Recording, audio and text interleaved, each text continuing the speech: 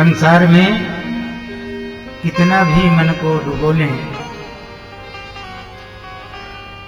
लेकिन संसार का साथ तो जब तक है तब तक है, कब छूट जाए कोई भरोसा नहीं। यही सदुपदेश श्री गोकर्ण जी ने अपने पिता श्री आत्मदेव जी को किया और आत्मदेव जी वन को चले गए।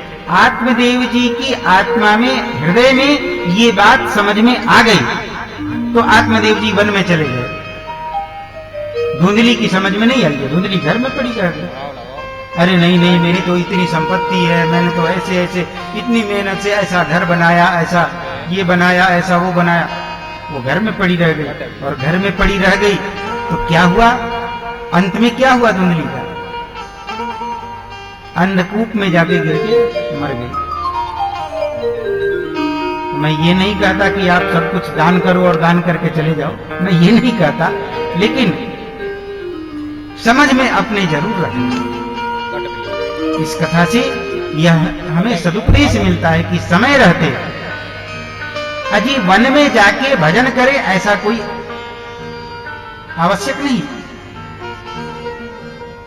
घर में रह के भी वन में रह सकते हैं, अपने को घर में रह के भी वनवासी मान लें।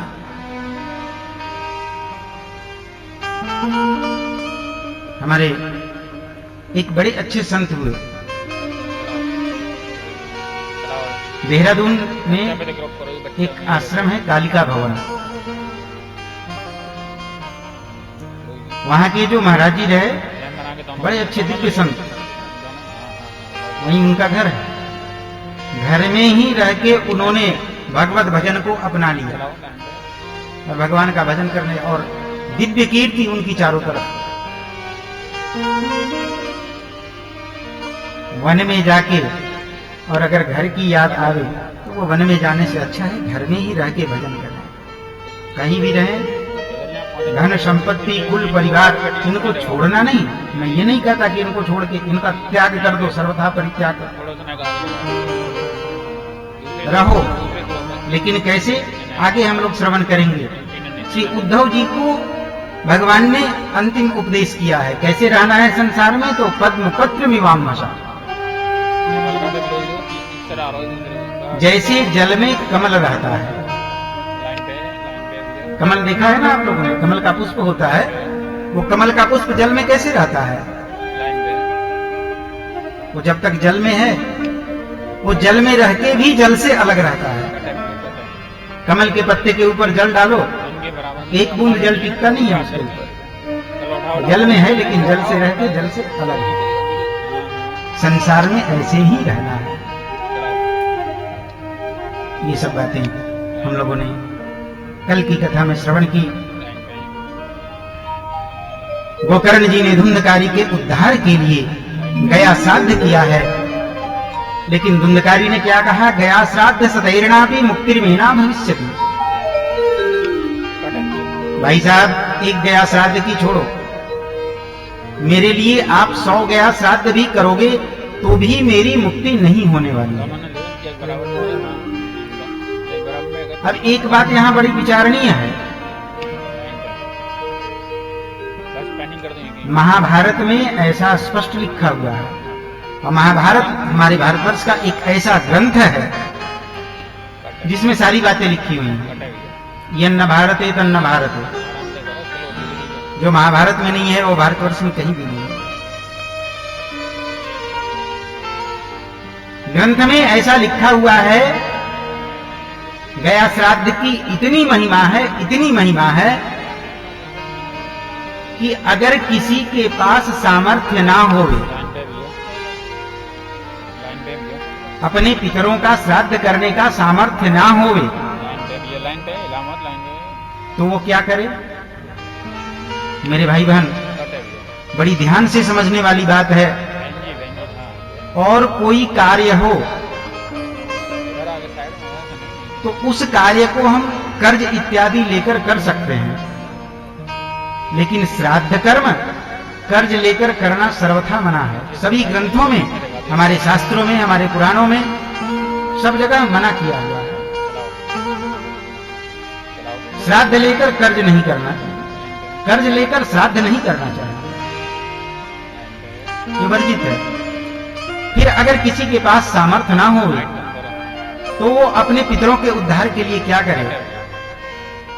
वहां लिखा है कि अगर किसी के पास सामर्थ्य ना होवे तो वो किसी प्रकार से गया की पावन भूमि पे चला जाए और गया की भूमि पर जाकर वहां की एक मुट्ठी मिट्टी को अपने हाथ में उठाए और हाथ में उठाकर वो बोले कि हे हमारे पितर, मेरे अंदर इतनी सामर्थ्य नहीं कि मैं आपके निमित्त जलदान, पिंडदान, ब्राह्मण भोजन इत्यादि सब करवा सकूं, इसकी मेरी अंदर सामर्थ्य नहीं है, इसलिए आप मेरे द्वारा दी गई इस एक मुट्ठी मिट्टी से ही अपने आप को तृप्त कर लें। और ऐसा कहकर हाथ ऊपर करके और वो मिट्टी छोड़ दे, इसी से उसके पितरों की मुक्ति हो जाती है, उसके पितर तृप्त हो जाते हैं। इतनी महिमा है गया श्राद्ध की। और तब धुंधकारी कह रहा है कि गया श्राद्ध सतैर्नापि मुक्तिर्मेना भविष्यति। एक गया श्राद्ध की छोड़ो, 100 गया श्राद्ध भी मेरे लिए करोगे तो मेरी मुक्ति नहीं है। इसका क्या कारण है? कभी हमने विचार किया? बड़ी गहराई से सोचने वाली बात है। कथा तो हम बहुत सुनते हैं, लेकिन कहा गया है कि जो ये बिंदु हैं, इन बिंदुओं पे हमने विचार नहीं किया। आखिर क्या ऐसा कारण है कि 100 गया श्राद्ध से भी धुंधकारी कह रहा है कि मेरी मुक्ति नहीं होगी?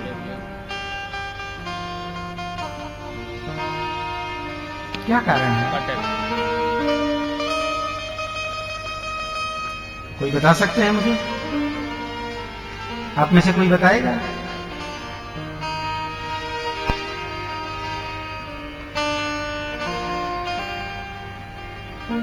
मेरे भाई बहन, श्राद्ध कोई भी होवे, श्राद्ध की महिमा है। जलदान, पिंडदान, तर्पण, नाम और गोत्र का सही उच्चारण होना चाहिए।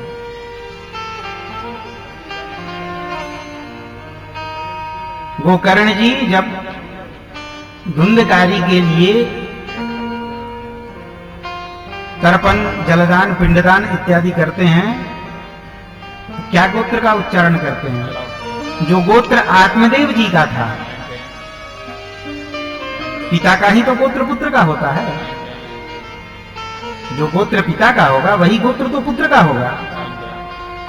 आत्मदेव जी का गोत्र श्री गोकर्ण जी को पता है और गोकर्ण जी आत्मदेव जी का गोत्र का उच्चारण करके और धुंधकारी के निमित्त पिंडदान करते हैं। लेकिन वो पिंड भला धुंधकारी को मिले कहां से? धुंधकारी तो उस गोत्र का है ही नहीं। धुंधकारी आत्मदेव जी का पुत्र नहीं था। किसका पुत्र था? धुंधली की बहन का पुत्र था।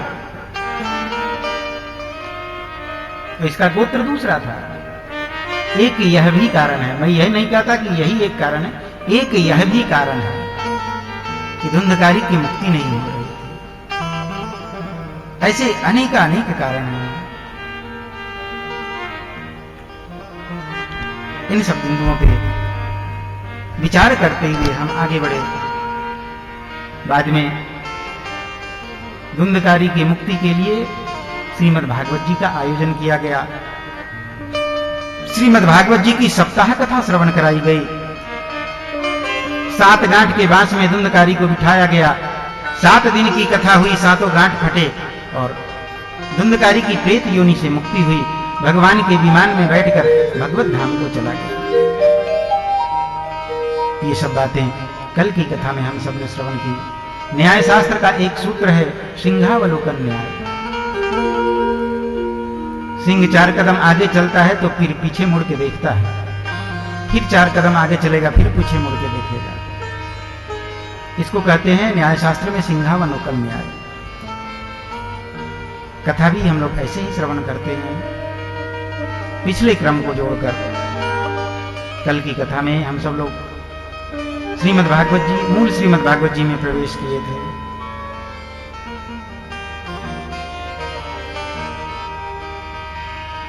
जन्माद्यस्य यतोऽन्वयादितरतश्चार्थे स्वभिज्ञः स्वराट्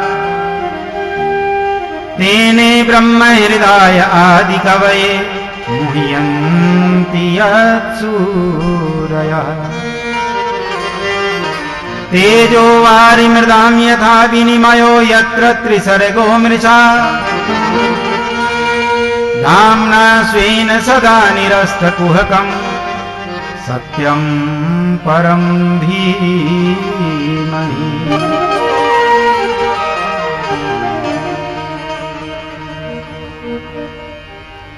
सत्यं परं धीमहि।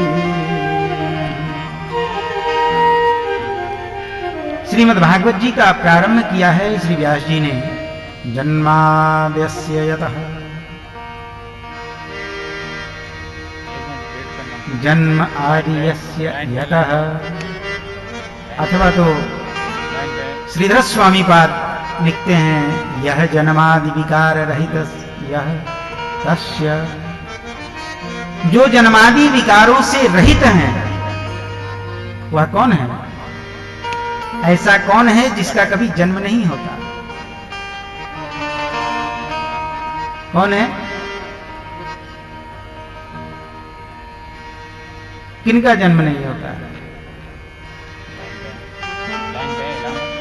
हाय हाय हाय, आप उनसे पूछो, वो उनसे पूछे, वो उनसे पूछे।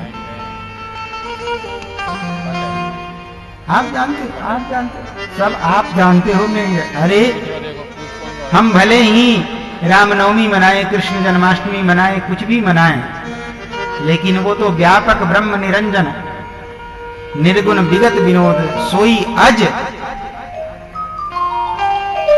वो अवतार लेते हैं, वो जन्म नहीं लेते हैं। उनका अवतार होता है, जन्म नहीं होता। जो जन्म आदि विकारों से रहित हैं उनके चरणों में प्रणाम करते हैं। जन्माद्यस्य यतः, अथवा तो जहां से जन्म का प्रारंभ होता है। परमात्मा ने जन्म जीवन देना प्रारंभ किया। उनकी सृष्टि में सबसे पहले ब्रह्मा जी आए, ब्रह्मा जी से फिर ब्रह्मा जी के 10 मानस पुत्र हुए, अनेकानेक, वो सब हम लोग आगे श्रवण करेंगे। तो जहां से शुरू होता है ये जन्म आदि यस्य यतः, जहां से आदि, जहां से प्रारंभ होता है। अर्थेषु अभिज्ञः चार्थेषु अभिज्ञः, इसका अर्थ अर्थेषु अभिज्ञः, उनकी लीलाओं का अर्थ लगा पाना वो संभव ही नहीं है। संभव है क्या? भगवान की लीलाओं का हम अर्थ लगा सकते हैं? नहीं लगेगा जी। हम बालकृष्ण के चरित्र में दर्शन करेंगे, कन्हैया वनभोज कर रहे थे और वनभोज करते करते ग्वाल बालों का जूठन खाने लग गए। ब्रह्मा जी ने देखा और ब्रह्मा जी को मोह हो गया, हे भगवान ये काहे का भगवान होने जाए?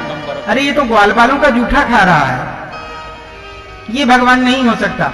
और ब्रह्मा जी ने सभी ग्वाल बालों को उठाकर पहाड़ की कंदरा में गुफा के अंदर बंद कर दिया।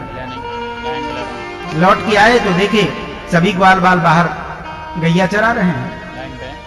दौड़ के गए गुफा में, कहीं गुफा खोल के निकल तो नहीं आए। जाके देखा तो सबके सब गुफा में बैठे हैं। यहां आके देखा तो यहां भी ग्वाल बाल हैं। सभी ग्वाल बालों में भगवान ने अपने चतुर्भुज स्वरूप का दर्शन कराया। ब्रह्मा जी पैरों में गिर पड़े। तो ब्रह्मा जी जैसा भी कोई होवे तो वह भी अर्थेषु अभिज्ञ, वो भी इनकी लीलाओं का अर्थ नहीं लगा पाता, वो भी इनकी लीलाओं का रहस्य समझ नहीं पाता। अर्थेषु अभिज्ञ, क्योंकि स्वराट, बहुत विराट है इनकी लीला। तेने ब्रह्म हृदय आदि कवये मुह्यन्ति,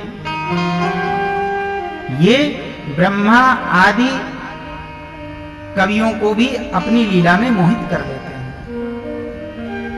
मुह्यन्ति यत्सूरयः, देवता लोग भी मोहित हो जाते हैं। देवता की तो छोड़ो, देवराज इंद्र स्वयं गोवर्धन लीला में मोहित हो गए ना। सामर्थक मेघ को भेज दिया कि जाओ ब्रज का नामो निशान मिटा दो। इनकी लीला ऐसी होती है कि जीव देखकर मोहित हो जाता है। जीव छोड़ो, ब्रह्मा आदि कवि देवता लोग भी उनकी लीला में मोहित हो जाते हैं। यत्र त्रिसर्गो मृषा, ये तीनों काल में अमृषा अर्थात झूठे नहीं हैं, तीनों काल में सत्य हैं। जो तिहु काल एक रस रहे, तीनों काल में सत्य हैं। अमृषा, मृषा अर्थात झूठ। यहां कहते हैं यत्र त्रिसर्गो मृषा, तीनों काल में अमृषा अर्थात झूठे नहीं हैं, अर्थात तीनों काल में वो सत्य हैं। कल हम लोगों ने श्रवण किया ना, सच्चिदानंद रूपाय, जो तीनों काल में सत्य हैं। भूतकाल में भी सत्य थे, वर्तमान में भी सत्य हैं और भविष्य काल में भी सत्य रहेंगे। ऐसे परमात्मा नामना श्वेन सदा निरस्त कुहकम, ऐसे परमात्मा के चरणों में सत्यम परम धीमहि, ऐसे सत्य स्वरूप परमात्मा के चरणों में मैं प्रणाम करता हूं। अर्थात सत्यम अथवा तो सत्यम कह के सच्चिदानंद रूपम, सत्य से सच्चिदानंद स्वरूप का बोध करा दिया। परम अर्थात परमात्मा, धीमहि अर्थात ध्यायेमहि, सत्यम परम धीमहि। धर्मः प्रोजित कैतवोऽत्र परमो निरमत्सराणां सताम्, वेद्यमवास्तवमत्र वस्तु शिवदं तापत्रयोन्मूलनम्। श्रीमद्भागवते कृते, श्रीमद्भागवते महामुनिकृते किं वा परैरीश्वरः, सद्यो हृद्यवरुद्रतेऽत्र कृतभिः शुश्रूषुभिस्तत्सना।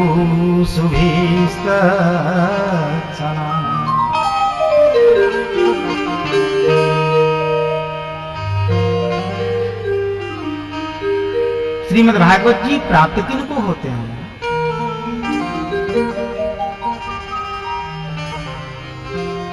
धर्मः प्रोजित कैतवोऽत्र परमो निर्मत्सराणां सताम्, जिसके हृदय में मत्सरता नहीं है उन्हीं को श्रीमद् भागवत जी की प्राप्ति होती है। मत्सरता किसे कहते हैं?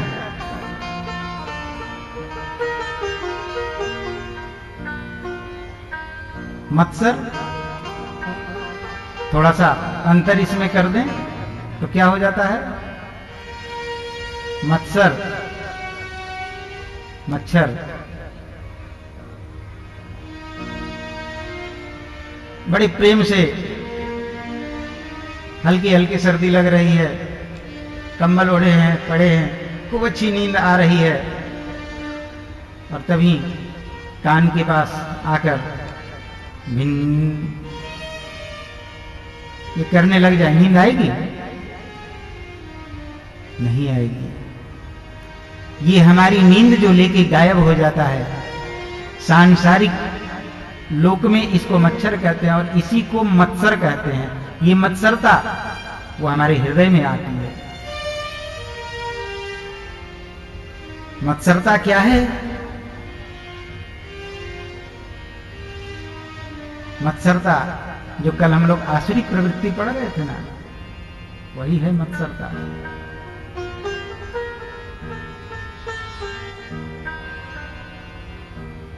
आज तो ये प्लॉट खरीदा, कल दूसरा प्लॉट खरीद लें।